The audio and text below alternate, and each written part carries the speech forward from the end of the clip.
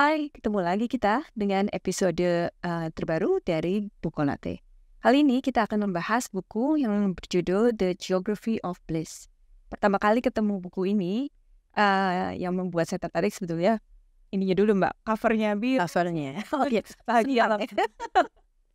Dan ternyata buku ini membahas bagaimana seseorang jurnalis yang tertarik dengan hal-hal filosofis, dia berkeliling dunia untuk mencari tahu apa sih konsep kebahagiaan tersebut. Gimana nih Mbak, kita bahas dulu tentang penulisnya ya, Eric Ya. Weiner. Siapa nih? Ya, kalau saya cari-cari ya maksudnya, yang dibenarnya siapa sih gitu. Sebenarnya dia bukan apa ya, tidak ada latar belakang. Biasanya kan kita bahas memang ilmuwan yang menulis buku atau apa gitu ya. Kalau dia ini memang jurnalis gitu, dan dia hobinya jalan-jalan keliling dunia gitu.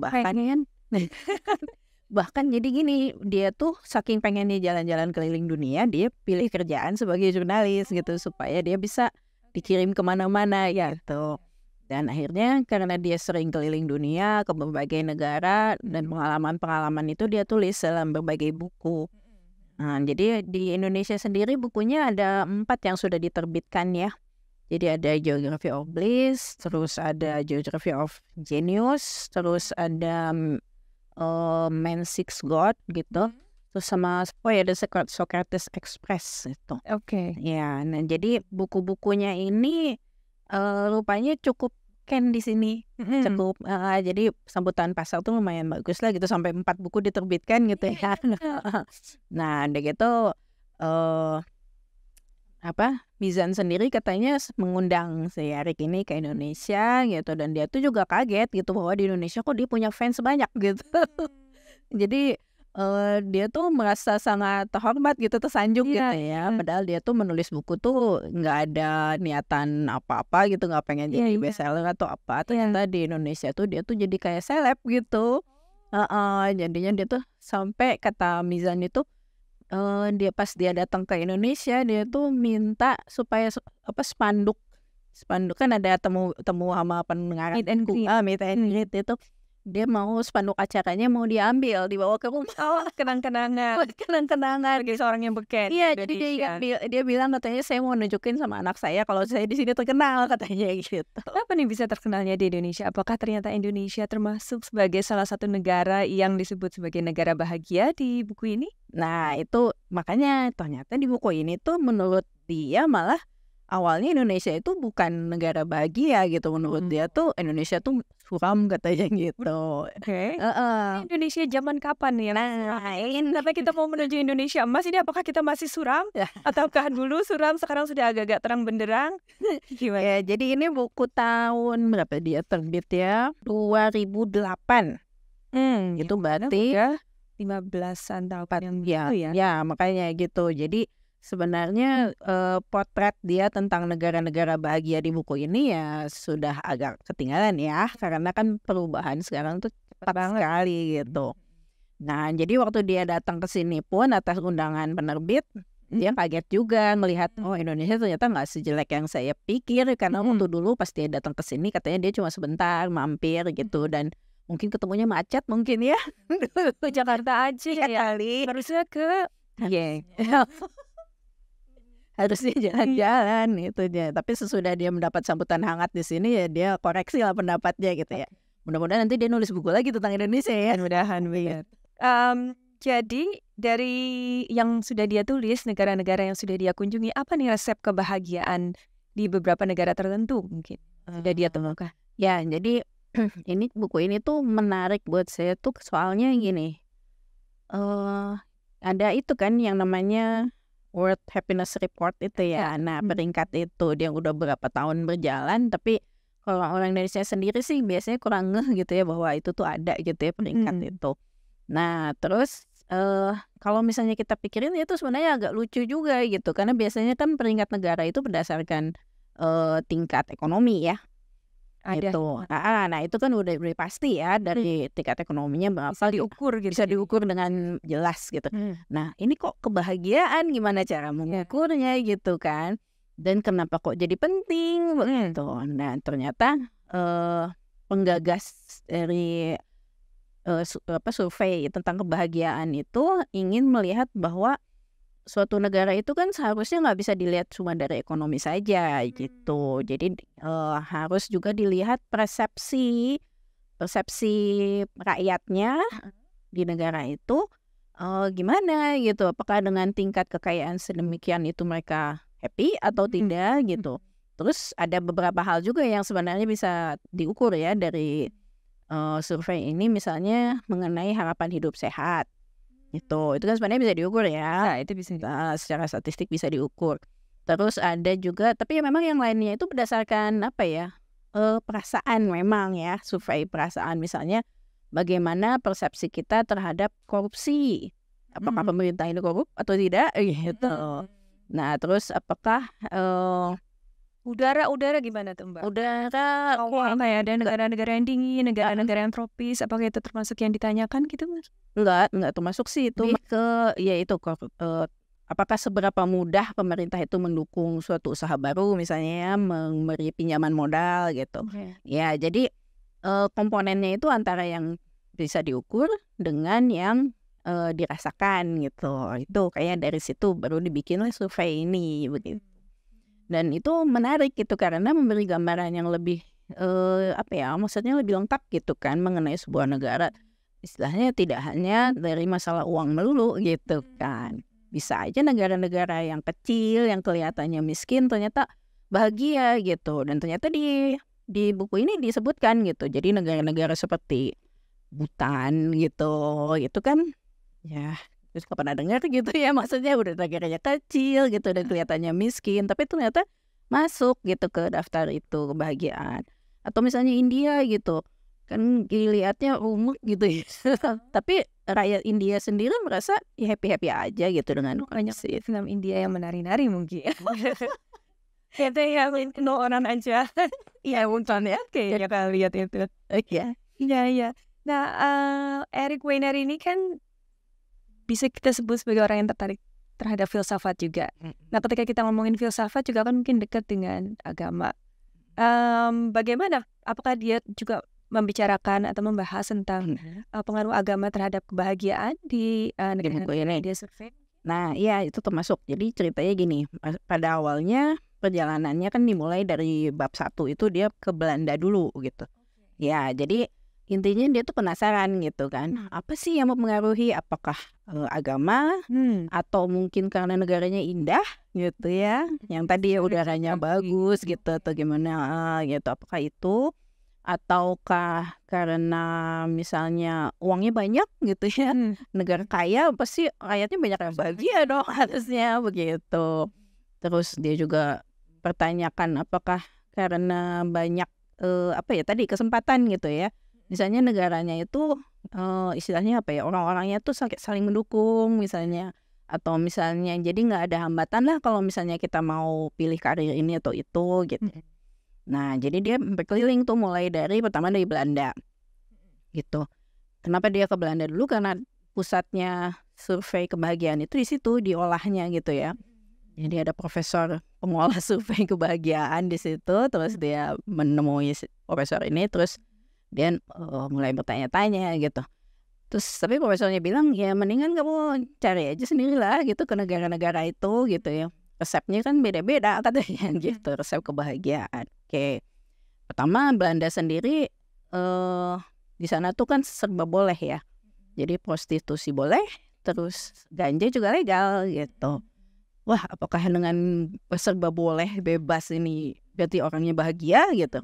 Tapi di akhir perjalanan di Belanda ternyata itu tidak, maksudnya tidak sangat membuat orang bahagia gitu. Oke lah, orang tuh merasa lebih bebas memang gitu, tapi istilahnya apa ya, kesenangan fisik seperti itu kan ada batasnya ya, gitu. Jadi kalau misalnya memang kebahagiaan itu kan antara apa ya, antara puas gitu kan, terus nanti tiba-tiba pengen lagi itu kan, kita kan selalu ada jarak antara limitation and freedom of choosing a lot of choices. Nah gitu, jadinya kalau misalnya kita terlalu banyak dikasih yang enak-enak gitu, akhirnya kita malah enak juga gitu kan. Nah, akhirnya jadi tingkat kebahagiaannya itu tidak tetap gitu, tidak stabil gitu kan. Oke, jadi dia catat yang Belanda caranya begitu, tapi kebahagiaan ya belum tentu juga gitu. Terus dia pergi ke negara berikutnya itu ke Swiss. Di sana kan negaranya indah, Iya, bersih, teratur, dan punya juga bahagia coklat. gitu ya. Makan coklat sambil liatin gunung-gunung, Iya, hanya adem. betul. Dan Swiss itu selalu jadi nomor 1 di survei kebahagiaan itu. Iya. Ternyata Heeh. juga yang Apakah memang itu gitu ya? Terus ternyata orang Swiss sendiri bilang, ya itu bagus, negara kita bagus ini, tapi yang bikin kita senang itu bukan negara kita bentuknya seperti ini gitu, tapi karena di sini tuh semuanya serba teratur gitu, rapi gitu. Jadi bahagianya orang Swiss itu bukan bahagia yang meledak-ledak begitu ya, misalnya happy enggak gitu. Jadi justru mereka tuh senang karena semuanya sedang-sedang saja gitu. Iya, jadi nggak ada terlalu happy, tidak ada terlalu sedih, terus semuanya teratur. Pokoknya gitu kan, rata gitu. Iya. Kehidupan tuh begitu aja gitu. Jadi kata si Erik, "Lah kalau gitu bosen dong," gitu ya. Terus orang Swiss bilang, "Ya mungkin begitu ya, tapi kita senang kok," gitu. Jadi membosankan yang menyenangkan gitu ya, tuh gitu. Jadi cultural background sangat menentukan. iya betul, macam-macam. Heeh. Nah terus kalau misalnya negara berikutnya Yang banyak uang nih berarti. yang banyak uang, nah itu Negara yang kaya. apakah kalau misalnya kaya itu bahagia semua? Iya. Nah gitu. Oke, jadi dia datang ke Qatar. Oke. Nah, waktu itu Qatar tahun 2000-an itu kan OKB banget ya. Iya. Jadi istilahnya tuh tadinya padang pasir tandus yang nggak ada yang tahu gitu. Terus tiba-tiba di situ ditemukan minyak sama gas dan tiba-tiba mereka semua jadi kaya gitu. Berlimpah uang gitu. Mereka bisa beli apa saja, bisa mendatangkan semua orang ke sana gitu ya untuk pekerjaan-pekerjaan konstruksi, untuk mengajar dosen-dosen itu semuanya kan diimpor gitu. Katanya banyakan foreignernya daripada. Iya gitu. Jadi di sana itu benar-benar penduduk asli itu benar-benar kerjanya tinggal kipas-kipas gitu. Tinggal nyuruh-nyuruh gitu. Semua yang ngerjain orang lain gitu kan. Terus katanya juga orang Qatar itu nggak ada yang terbang pakai pesawat kelas Budget airline. ya boro-boro. Yang di atas itu apa ekonomi bukan bisnis. Kelas bisnis pun nggak ada gitu. Semuanya pasti ambil kelas atas gitu. Iya gitu. Nah terus kalau misalnya kebetulan nggak punya jet ya, nggak punya jet pribadi ya pakai jet pribadi, masih ada yang lagi atasnya gitu. Nah jadi apakah mereka bahagia gitu? Ternyata di Qatar itu ada semacam ketidakpuasan juga dari rakyatnya gitu. Ya mereka memang hidup seperti di surga kali ya gitu ya, segala dilayani itu segala macam. Tapi ternyata uang mereka itu pertama tidak bisa membeli nasab, katanya gitu. Jadi keturunan, karena negara mereka itu semua diukur itu berdasarkan keturunan siapa nih gitu. Jadi semakin keturunannya semakin baguslah dia punya karir di pemerintahan misalnya gitu ya, semakin dihormati orang gitu, dan ya uangnya juga semakin banyak gitu ya, paling banyak. Nah jadi walaupun warga Qatar itu misalnya dia berhasil jadi profesor gitu, ilmuwan, atau misalnya sisi akademisi. Iya gitu, atau misalnya dia mendirikan perusahaan yang sangat hebat misalnya gitu ya, tetap di kampungnya tuh nggak dilihat gitu, nggak dianggap. Belum tentu kalau dia bukan anaknya siapa. Iya betul. Jadi ternyata uang itu tidak bisa membeli semuanya gitu katanya. Jadi uang juga tidak gitu ya, dicoret katanya gitu. Terus apalagi nih? Apakah ya tadi ya sebenarnya ada balikannya dari Swiss tuh. Swiss kan negaranya indah ya. Iya. Tapi Islandia itu negaranya dingin. Namanya juga udah ice depannya. Iceland. Gelap lagi. Terus di sana tuh kan banyak gunung berapi ya, maksudnya gunung berapi, fjord gitu. Viking, dragons. Iya, jadi istilahnya tanah di sana tuh kesannya tuh mau bisa bergerak, ya bisa bergerak kapan saja gitu. Jadi di sana tuh, nah tapi orang-orangnya jadi mereka itu happy banget gitu lah. Dan happy-nya tuh nggak tanggung-tanggung, kalau mau mabuk ya mabuknya sekalian gitu. Terus mereka juga nggak masalah gitu. Misalnya ya, kalau misalnya di sini kan, kalau misalnya kita misalnya bikin lagu gitu ya, jelek tuh, wow kita habislah dibully-bully gitu ya, dikritik habis-habisan gitu, atau misalnya oh nggak mungkin lah kamu bisa. Di sana tuh kebalikannya. Jadi di sana tuh hampir semua orang punya 2-3 profesi yang berbeda dan nggak ada yang mengkritik gitu. Pencapaian kita seperti apa itu gitu. Tapi selalu didukung. Tuh. Jadi support antar orangnya sendiri sangat besar. Iya gitu. Jadi orangnya mereka tuh santai gitu, saling mendukung, saling memuji gitu. Pokoknya kekerabatannya tuh ini banget erat gitu. Dan nah itu jadi wah kalau gitu mungkin itu salah satu resep kebahagiaan menurut si Erik gitu ya. Bahwa tingkat kekerabatan ini juga sangat penting gitu ya. Dan ternyata di Bhutan itu juga sama gitu. Jadi semua orang tuh seolah-olah saling mengenal gitu kan. Ya kamu itu walaupun misalnya yang satu pejabat tinggi gitu ya, yang satu cuma penjaga toko, itu tuh nggak ada perbedaan perlakuan yang terlalu jauh gitu. Sama-sama aja gitu, sama-sama saudara gitu. Nah itu. Nah terus akhirnya ya tentu saja kita bertanya apakah agama itu penting gitu, faktor penting. Nah di sini tuh contohnya ada 3 negara ya, Bhutan, Thailand, sama India. Ketika membahas ya gitu, faktor penentu juga untuk kebahagiaan. Iya gitu. Nah terutama India ya, karena India itu kan istilahnya tuh ngumpul semua, kayaknya semua agama dunia tuh ada lah gitu ya sumbernya di India gitu. Jadi apakah ya, India itu bahagia gitu? Nah kalau menurut dia itu kebahagiaan orang India itu bentuknya tuh benar-benar ekstrim, meledak-ledak gitu. Pokoknya mereka itu istilahnya tuh surga dan neraka tuh dijadikan satu. Jadi contoh lagi di sini tuh antara masa lalu gitu ya, misalnya yang dunia yang memuja dewa-dewa dengan masa sekarang yang memuja komputer gitu ya, internet, itu tuh bisa ada di satu tempat, di satu orang gitu. Jadi ekstrim gitu. Ya jadi kalau dari contoh-contohnya yang dibilang si Erik ini, bukan agamanya yang penting, maksudnya bukan jenis agamanya gitu ya, apakah orang Hindu lebih bahagia dari orang Buddha gitu, bukan seperti itu. Bukan seperti itu, tapi adalah sejauh mana agama yang dianut itu membuat orang itu istilahnya itu apa? Pasrah gitu, bisa menerima. Ya kehidupan ini itu kan keras gitu kan. Ya pokoknya ya begitulah India gitu ya yang kita pikirkan gitu. Nggak tahu sih kalau sekarang gimana ya, apa masih begitu? Berarti Erik harus perlu travel lagi. Travel lagi 15 tahun nih. Iya, jadi kalau pandangan dia mengenai India tuh kan ya gitulah ya, rumit gitu, kereta apinya demikian gitu. Tapi orang India masih bisa nari-nari gitu dengan bahagia gitu, karena ya mereka tuh nggak terlalu pusing gitu mikirin gitu kehidupan gitu. Dan sebagiannya dibantu oleh konsep agama mungkin, tapi sebenarnya lebih ke masalah pasrah itu gitu.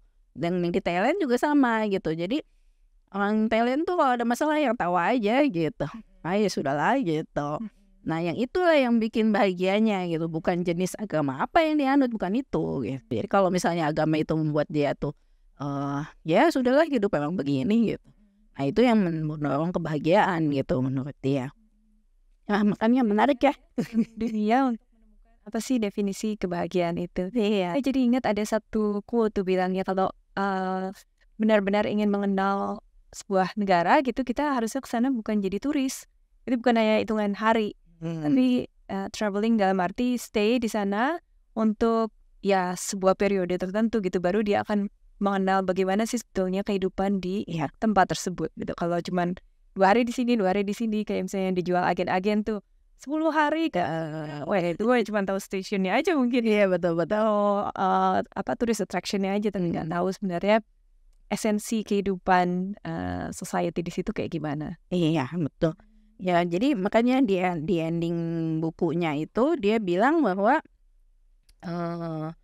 buku ini ada pro kontranya gitu. Ya jadi ada negara-negara yang protes. Kok negara saya dibilang tidak bahagia gitu. Ya termasuk Indonesia kan protes gitu ya. Kalau di sini negara Moldova tetap negara saya. Nah itu negara Moldova di buku ini tuh digambarnya tuh suram banget gitu ya, apa depresi, udah miskin gitu kan ya. Nah terus protes lah rakyat itu, udah gitu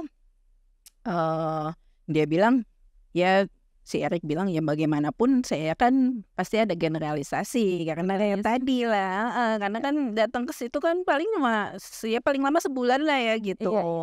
Dan gitu nanti pulang lagi gitu. Jadi tidak menjadi warga negara. Jadi saya di sini tidak berniat untuk spesifik gitu begitu. Tapi kan setidaknya ya kalau menurut aku sih cara dia menceritakan itu kan memang ini banget ya, kocak gitu.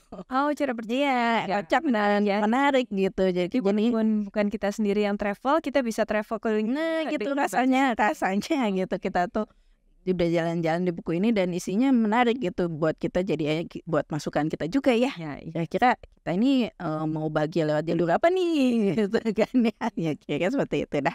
Ini menarik banget nih karena kita mau menjelang liburan panjang. Kalau yang ada liburan panjang, buku ini bisa merupakan salah satu pilihan untuk mendefinisikan lagi ke kita sendiri bahagia kayak apa sih yang kita mau, dan dari kebahagiaan negara lain apa yang bisa kita pelajari.